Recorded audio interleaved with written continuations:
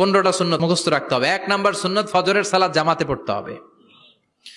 2 নামাজ মুনাফিকদের কাছে সবচেয়ে কঠিন, একটা হচ্ছে ফজরের নামাজ আর একটা এশার নামাজ। 2 নাম্বার সুন্নাহ হচ্ছে আসওয়াক, মেসওয়াক করা।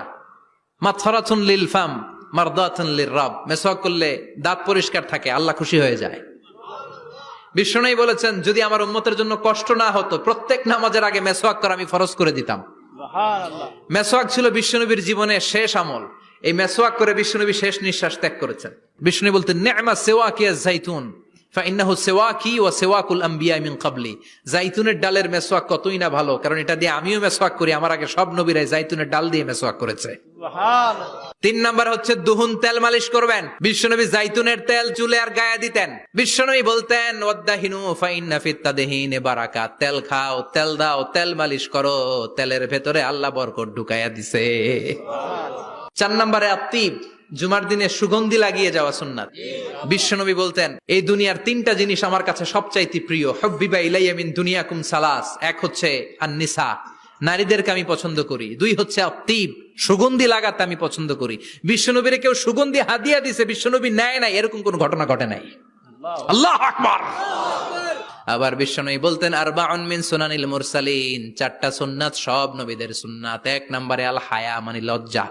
আরেক বর্ণনা এসেছে আল খিতান, মানে সুন্নাতে খাতনা, এটা সব নবীদের ছিল। আর সেওয়াক, সব নবীরা মেসওয়াক করেছেন। আত্তিব, সব নবীরা আতর লাগিয়েছেন। আর নিকাহ, সব নবীরা বিয়েও করেছেন। চিল্লায় পড়েন আল্লাহু আকবার। আর লিবাস আহসানা সিয়াব, সুন্দর জামা পরা। নট নেসেসারি যে নতুন জামা হতে হবে, পুরাতন জামাও ধুয়ে আয়রন করে পরলে একটা সৌন্দর্য আছে না নাই? ইন্নাল্লাহা জামিল ওয়া ইউহিব্বুল জামাল। আল্লাহ নিজে সুন্দর, সৌন্দর্যকে আল্লাহ পছন্দ করেন। এরপরে ইকসারুস সালাহ আলান নবী, বিশ্বনবীর উপর বেশি বেশি দুরূদ পড়া। বিশ্বনবী বলতেন, জুমার দিন শ্রেষ্ঠ দিন, এই দিন আমার উপর বেশি বেশি দুরূদ পড়ো। ফাইন্না সালাতাকুম মা'রুদাতুন আলাইয়া, কেননা তোমরা যে আমার উপর দুরূদ পড়ো, আমি মরে যাওয়ার পরে এই দুরূদগুলো কে পাঠিয়েছে তার নাম, তার বাবার নাম সহ ফেরেশতারা আমার কবরে দিয়ে আসে। সুবহানাল্লাহ। সাহাবারা বললেন, ইয়া রাসূলুল্লাহ কাইফা সালাতুনা মা'রুদাতুন আলাই, আপনি মরে যাওয়ার পরে আমাদের দুরূদ কেমন করে আপনি দেখবেন? ওয়াকাদ আরিমতা, আপনি তো পচে গলে মাটির সাথে মিশে যাবেন। বিশ্বনবী বলেন, ইন্নাল্লাহা হাররামা আলাল আরদি আন তাকুলা আজসাদাল আম্বিয়া, নবীদের লাশকে খেয়ে ফেলা, নবীদের লাশকে পচিয়ে ফেলা জমিনের সব মাটির জন্য আল্লাহ হারাম করে দিয়েছে।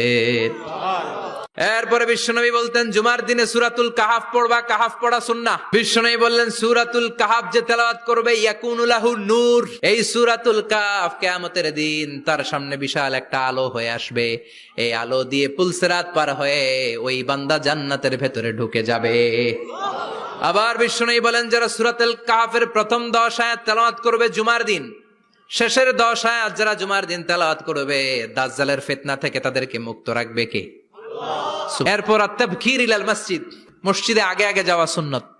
আগে যিনি যাবে উনি কি পাবে? তারপরে গরু, তারপরে বকরি, তারপরে মুরগি, মুরগির পরে ডিম না আন্ডা?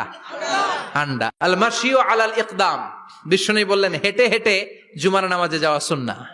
প্রতি কদমে কদমে আমলনামায় সওয়াব দিয়ে দিবে কে? এরপরে বিশ্বনবী বললেন, আদামু তাখাত্তি রিকাবান নাস, মানুষের ঘাড় ডিঙ্গিয়ে সামনে না যাওয়া সুন্নাহ। অনেকে জুমার দিন আসে সবার শেষে বসতে চায় সামনে, এরকম ডাকাইত আছে না নাই?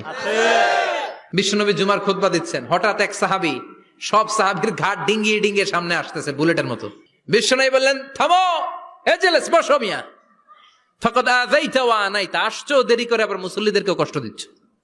যেখানে জায়গা পাবেন ওইখানে বসবেন, মানুষের ঘাড় ডিঙ্গিয়ে সামনের কাতারে যাওয়া এটা ঠিক না। এরপরে বিশ্বনবী বললেন, দুখুলুল মসজিদে রাকাতাইন, জুমার নামাজের দিন মসজিদে ঢোকার পরে 2 রাকাত পড়া সুন্নত। কয় রাকাত? 2 রাকাত।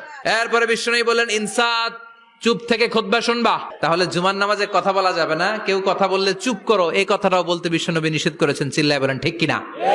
এরপরে মজার একটা কথা বিশ্বনবী বলেছেন, জুমার নামাজ পড়তে যে যদি কারো ঘুম আসে, জায়গা চেঞ্জ করে বসো। পুরো মসজিদের ডানে বায়ে রহমতে ঠাসা, খালি ঘুম আর ঘুম, আছে না নাই? ঘুম আসলে কি করবেন?